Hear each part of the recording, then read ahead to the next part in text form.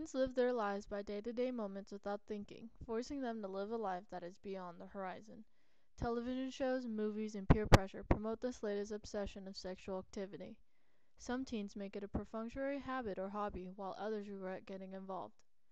Graduating from high school is now more than what teens have to worry about when an infant is on the way or waiting around for what may change their life forever, test results. It comes down to who let the teens get away with these lascivious hobbies. Teen abstinence is the only true prevention method for keeping teens from unplanned pregnancies or contracting an STI. Therefore, schools need to expand their curriculum to inform students about the consequences of their action.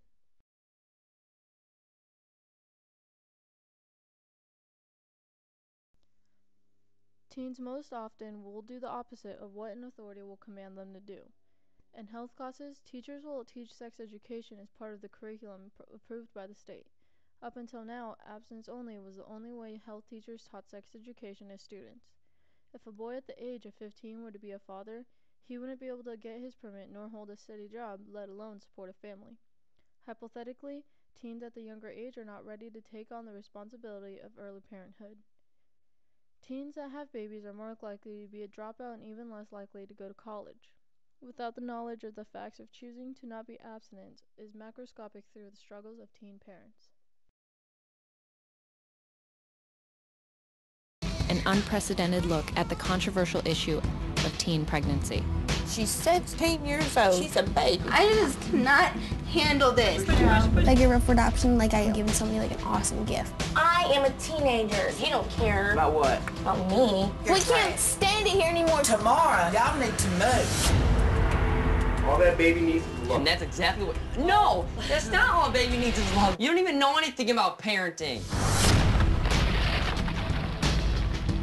Why are you crying? Keep it together. I just don't think he was like ready to have a kid yet. And I wasn't ready either, but I grew up because I had to. They have to face their peers. Well, I just feel like everybody is staring at me because I have a beach ball under my shirt. Face their fears. I know that you guys can provide for a lot more than I can. I just want her to have better than what I had. Face their parents. That's why you're having a beautiful situation right now, huh, Farrah? Yeah, because I have to deal with you, you're right. And make the most adult decisions of their lives before they're even out of high school. I mean, I don't think if we were in this situation, we would be this unhappy right now. No, if we didn't have a kid, we wouldn't be together. A groundbreaking documentary series about a situation these teens never expected to be in. It's a girl. I keep falling, I keep falling in love all over again, 'cause he's got me, he's got me locked in like a crook, and I don't wanna be singing like, trying to free myself from loving again, but Cupid. Students can walk away from sex education ready to apply what they learned to everyday life or obliviously shrug it off as another class credit needed to graduate. Recapitulating safe sex education can encourage teens that sex is okay just as long as they do it in a safe manner. Therefore, more teens become more sexually active. Teens deserve to know the full truth and be given the best medical advice, which is that abstinence until marriage is the best way to prevent unwanted pregnancies and STDs. Any small gesture of sex being acceptable gives a green light to teens.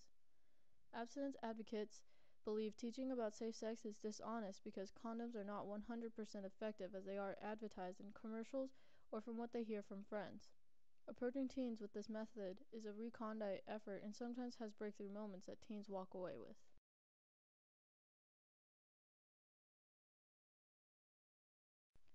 Quandaries arise to these programs such as funding. Without funding, schools cannot afford to teach students even though it would help students obtain a malleable life, impecunious parents from going to debt, and funding themselves into poverty. Since 1982, $2 billion have been funded to support abstinence-only education programs. These funds have helped tremendously lowering the increasing rates of sexual-related incidents. Trying a different approach, Obama insists on funding $178 million on sexuality education to prevent teen pregnancies. By doing so, this could also create another way to prevent STIs as well and promote not only how to act responsibly, but mature as well.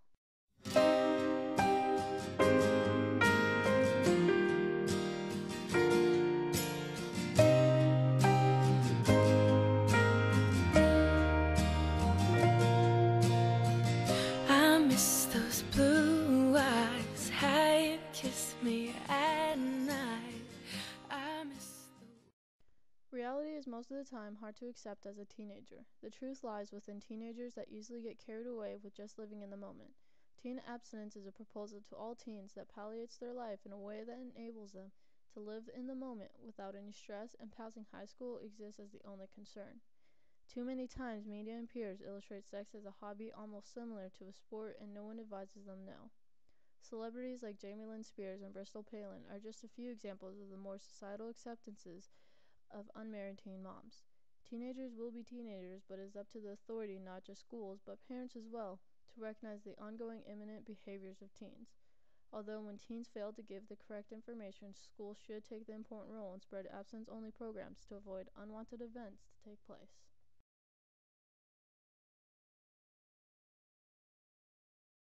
In my research, I found that not all teenagers can be controlled, and knowing other things like contraception is as close to abstinence as teens will get to today. This research has changed my opinion a little bit by seeing that teaching contraception is just as important as teaching